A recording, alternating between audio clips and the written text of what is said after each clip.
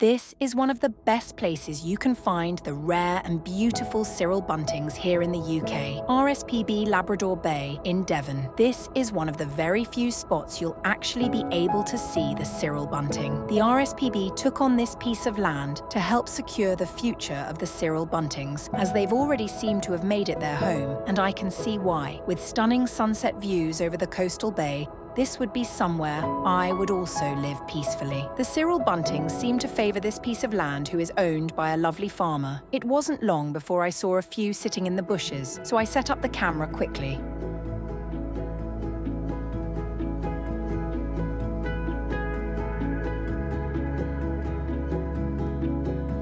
I then spotted a flock of Cirl Buntings eating seed on the ground, which the farmer kindly left out for them.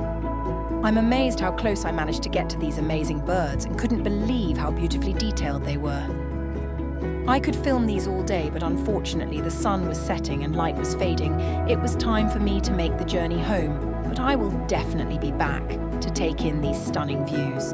And of course, to see the Cirl Buntings.